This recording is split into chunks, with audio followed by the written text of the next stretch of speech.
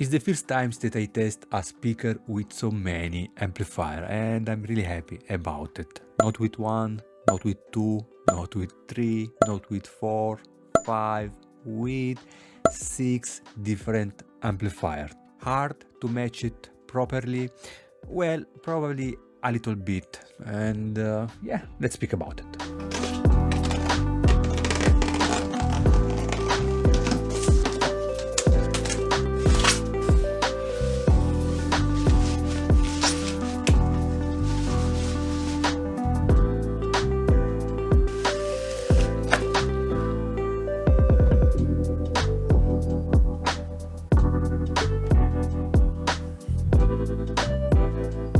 The 606S3 is a big speaker, big bookshelf speaker, and remind me in a certain way the ELAC debut and the triangle Borea or Borea, how you want to call it, zero treated we test on these channels, but just from a cabinet point of view, because speaking about technical performance, well, the 606S3 is far away on another level. I love how it's look, the details around the woofer, a perfect finish, premium binding post, even bass reflex port is not just a big hole like every speaker in this price range that is giving just a premium touch, a premium look. I was looking all corners for small imperfections, you know, I like look details, how the speaker is, how the QC is, and I have to say that I didn't find any single problem. Is well built, beautiful. Wilkins, well done. Really a premium look finish despite having an entry-level price. Look the details on the tweeter grill mesh, really attractive. I didn't had any problem to drive it with any amplifier, even the A1 that is coming with 25 watt, the Rotel Tribute A11 that also we review, absolutely any problem, so they are definitely not hard to drive. Unfortunately, no comparisons with the old 606S2 that as far I understood, also reading online, it has exactly the same look, but some of you guys said that 2 was a little bit bright, and just let me know what you think about it in the comment sections below.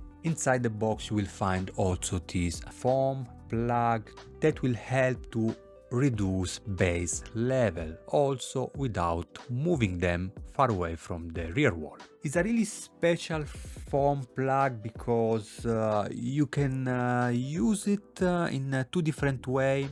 You can use the full foam plug or just remove the inner of it and use just the outer larger diameter. So you can basically fine-tuning your speaker in 3 different ways. I perform a quick Room Echo Wizard frequency response test, of course in my room. So here in red we can find the 606S3 with the plug foam, and in green without, so in a bass reflex design. So absolutely any changes on the mid and top end with a -7 dB less on the bass. And I have a little bit problem at 35 Hz in my room. That is something basically standard in any room. It really helps to clean the bass and give more definition. And same things here with the left speaker, this times -8.5 or 9 dB on the bass. And I definitely let the speaker in these configurations, it just sounded much better to me without any cabinet resonance, so it was perfect like that, and I didn't touch it, so it was even closer to the rear wall, and I prefer it with the plug, with the foam plug inside. And what about the frequency response? Well, I'm not too much a guy that is looking for small imperfections in the frequency response, but we can observe that it's definitely not a flat response with an hot top end, as we can see, probably +5 or 6 dB above 6.8 kHz. So definitely not a flat tuning.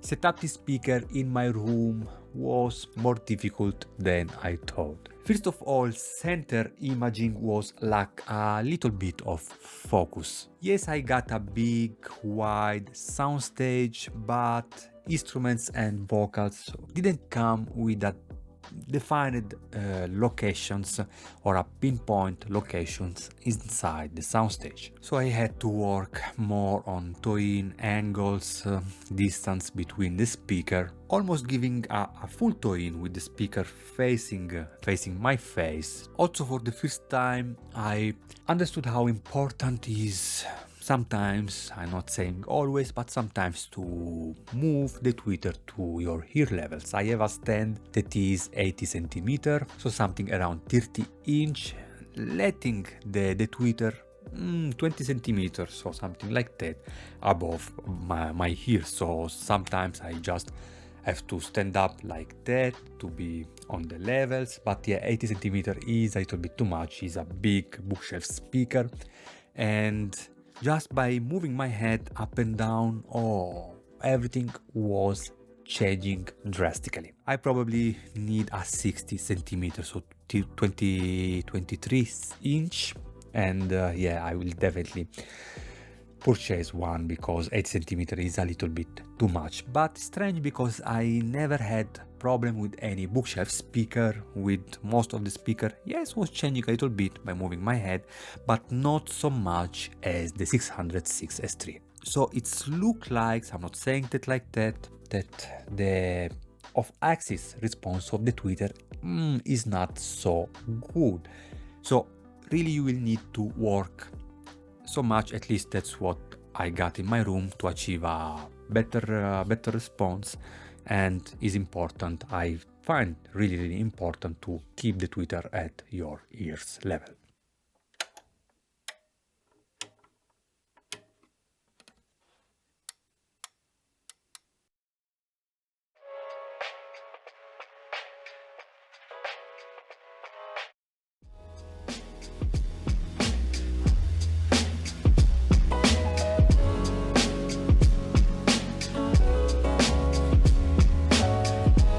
So I was ready to testing the speaker. I forget to say that I let it also in these warm-up stations for 1 week to just achieve something around 100 hours, probably less, of burning. That I found it also something really important. So I cannot tell you if something changes because I let it there basically a week just to run it. That's what I do most of the times. By the way, I was ready to test it with the first amplifier, and let's speak first about the things that are in common between all the amplifiers that are a characteristic of the speaker, and then I will speak with all different tonality with all amplifiers. And first things that I have to say is the transparency, that is just stunning. The clearness, the open sound, the spacious presentation, full of nuance and details on the top end. I found more than one times hearing tracks and hearing for first times details that I never heard before, and saying, wow, really was there. So absolutely beautiful in terms of transparency. Instruments and vocal timbre were realistic, with vocals that could sound a little bit dry sometimes, but just because it's a speaker that is full of air, especially on vocals. Top end is a little bit hot. I will not consider it really a bright speaker, especially because I never found it fatigue, like for example the Technics C600, that after 1-2 hours I just couldn't listen for it. I know Technics will not like this, but that's what I got. After 2 hours, my ears was saying, hey, that's enough, please, we need a break. Never happens with the Bauer & Wilkins 606 S3. And yes, it has a little bit of sibilance emphasizations. It's not aggressive, but it's definitely there. You feel it with a little bit of contrast. When it comes to sibilance, we have different sensibility to it. So I can say, for me, I feel it a little bit, but it could be that you will not get this. Back on top end, I found it also a little bit classy, definitely. It has a little bit of character. Fortunately never piercing or harsh, probably just a little bit sharp. But a refined sharp, make it, especially strings and acoustic instrument sounds really beautiful, especially when paired with the right amplifier like the Musical Fidelity A1, but I'm coming on this. Bass is well extended, no subwoofer needed in my opinion, with a good enough definition. Attack, especially on percussion instruments, is okay. I didn't find it to be really agile, probably the 607 S3 is more agile, but nice to see that handle my subwoofer playlist without any problem, also with dance and electronic music, hip-hop too, without any problem. It's definitely a big bookshelf speaker that is playing loud, with authority and power. It's punchy, and it has a lot of depth, make it everything really satisfying. Back on amp selections, we reviewed the V3 Mono, so I really suggest to take a look of the review because it's wow, I think it's the surprise of the decade, because it sounds really amazing for the money, for how small and compact it is. Please check my review. And with the 606 S3, it really performed good. I think is the best bass performance that I got, in definitions, in articulations, in power.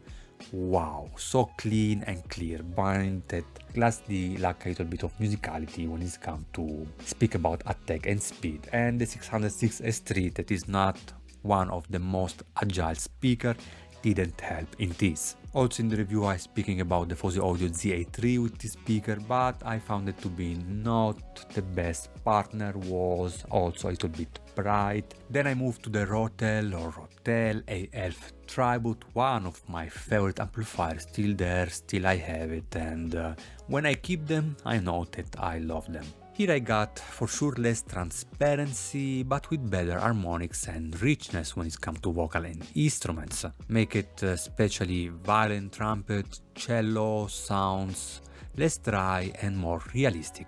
I forgot to say that mid-range in this speaker is not forwarded at all, but always beautiful in the center between the speaker, so it's not a speaker that is pushing the mid-range in your face, something that you may like it or no, I don't like it.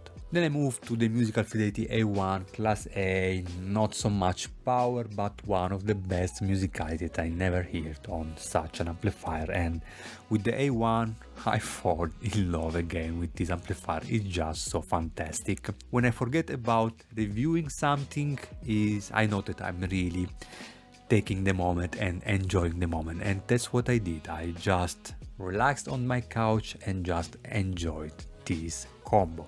Back on the A1, there was certain music or music genre like rock, for example, that sounds a little bit teeny on the top end, but not with classic or jazz. Okay, that was just amazing. Piano sounds so delicious, oh my god. Not a big deal, but something to take it in mind, to take it in consideration. Then I moved to the Audiolab, and guys, and I didn't thought, and I was a little bit disappointed. I love the Audiolab 7000A, also reviewed, beautiful amplifier, but it could sound a little bit V-shape or double V-shape. I like to call it double V-shape because it's boosting a little bit the bass, a little bit the top end that is actually really refined. And also with the 606 S600, I can say it, 606 S3, it could pushing instruments and vocal a little bit on your face, and that's what I got, unfortunately. So really didn't help to balance the 606 S3 in terms of tonality, and no, I didn't enjoy it, unfortunately. For me, it's not a good matching. If it's for you, if you enjoy it, please do it. Don't let my opinion change your mind about this combo, but was not for me. Bass was too much boomy, even with the foam plug inside. mid-range was too much in my face. No, I didn't enjoy it. And in the end, the Musical Fidelity M3SI. And guys, this is an amplifier that it has a lot of power, it has a lot of slam, and I thought it could be too much aggressive actually for the 606 S3. I was wrong, absolutely not. With the 606 S3 almost disappearing in my room. Bass was solid, warm and firm, great dynamic, also a touch of warmness on the mid-range, but still with a great transparency. Open on treble, but refined. And I remember listening for Jeff Beck Brush It with Blues. I really suggest to take a look of my Blu-ray top 10 best concert in my opinion, and Back on Jeff Beck's was actually in this list. I love Jeff Beck and I enjoy really so much this combo with the M3SI that in the end is, if I have to choose between this 6 amplifier to match it with the 606 S3, I think I will take the M3SI because it got a lot of everything. It was able to balance the speaker to give a more neutral presentation of the speaker despite the 600 S3 being a little bit spicy on the top end, and it got the slam, it got the power for this speaker, the dynamic, definitely the most balanced amplifier for such a speaker.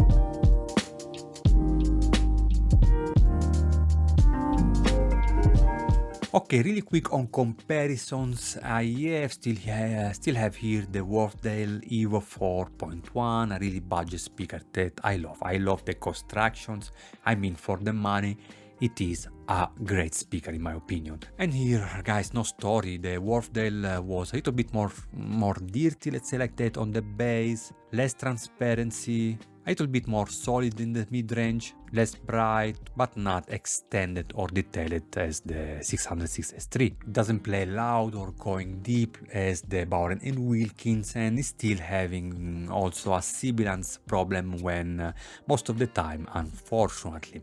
606 S3 definitely a superior speaker, but also a little bit more expensive than the EVO 4.1. Then I compare it with the one of my favorite speaker, the Project Box 5 S2, and here when it's come to technical performance, for me the Project is superior. It's more balanced, more natural, more neutral. It's much superior in imaging and soundstage reconstructions. Definitely a more technical speaker. And despite being so small and compact, the Project Box 5 S2, knocking on the cabinet of it, hear this sounds crazy. It is absolutely so solid, where the 606 S3 could sound a little bit empty unfortunately inside. So small speaker but really well built. Definitely it doesn't play as deep and loud as the 606 S3, but if you can live with that, pair it with the A1 and wow, it is a pleasure for the ears. In the end it looks premium, is incredibly well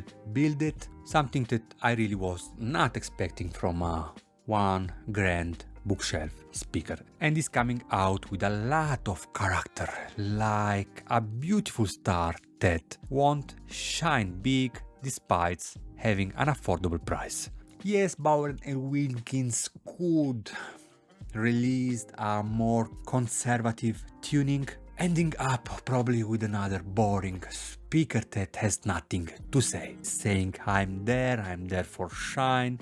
Yes, it will require more attentions in terms of matching, in terms of setup, but if done well, if done properly, will sound fresh and will give you a lot of fun. From End Audio is everything. I hope you guys enjoyed the review. Take in consideration to subscribe and please hit the like button to support my work and keep me motivated to do what I'm doing, and see you soon.